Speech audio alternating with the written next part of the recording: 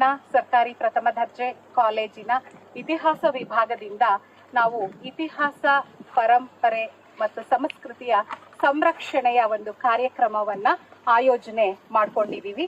ಈ ಒಂದು ಕಾರ್ಯಕ್ರಮದಲ್ಲಿ ನಮ್ಮ ಕಾಲೇಜಿನ ವಿದ್ಯಾರ್ಥಿಗಳು ಮತ್ತೆ ಸಿಬ್ಬಂದಿಗಳು ಪಾಲ್ಗೊಂಡಿದ್ದಾರೆ.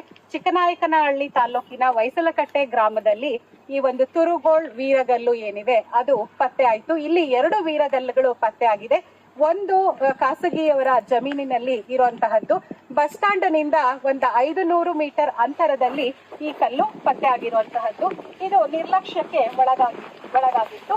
ಮತ್ತೆ ಇದೊಂದು ಅಪ್ರಕಟಿತವಾದಂತ ವೀರಗಲ್ಲು. ಇದನ್ನ ಇಲ್ಲಿನ ಸ್ಥಳೀಯ ಜನರು ದನದ ಕಳ್ಳ ಅಂತ ಹೇಳಿ ಅದನ್ನ ಅವಗಣನೆ ಮಾಡಿದ್ದಂತಹದ್ದು ಆಗಿದೆ. ಹಾಗಾಗಿ ಇದು ಆ ತರದ ದನದ ಕಳ್ಳ ಅಲ್ಲ, ಇವನೊಬ್ಬ ವೀರ ಅನ್ನುವಂತಹದ್ದನ್ನ ಸ್ಥಳೀಯರಿಗೆ ಒಂದು ಜಾಗೃತಿಯನ್ನ ಮೂಡಿಸುವಂತಹ ನಿಟ್ಟಿನಲ್ಲಿ ನಾವು ಈ ಕಾರ್ಯಕ್ರಮವನ್ನ ಹಮ್ಮಿಕೊಂಡಿದೀವಿ. ಈ ವೀರಗಲ್ಲು ಏನು ಹೇಳ್ತಾ ಇದೆ ಅಂದ್ರೆ, ಒಬ್ಬ ವೀರ ನಿಂತಿದ್ದಾನೆ, ಅವನ ಹಿಂಭಾಗದಲ್ಲಿ ಹಸು ನಿಂತಿದೆ, ಮೇಲ್ಭಾಗದಲ್ಲಿ ಸೂರ್ಯಚಂದ್ರ ಇದೆ. ವೀರ ಒಂದು ಕೊಡಲಿಯನ್ನ ಹಿಡ್ಕೊಂಡಿದ್ದಾನೆ. ಇದು ಏನನ್ನ ಸೂಚಿಸುತ್ತೆ ಅಂದ್ರೆ, ಇದೊಂದು ತುರುಗೋಳು ವೀರಗಲ್ಲು ಅಂತ ಹೇಳಿ ಸೂಚಿಸುತ್ತೆ. ತುರುಗೋಳು ಅಂದ್ರೆ ಹಸುಗಳನ್ನ ಕತ್ಕೊಂಡು ಹೋಗ್ತಾ ಇದ್ರು. ಅವಾಗ ಹಸುಗಳೇ ಸಂಪತ್ತಾಗಿತ್ತು.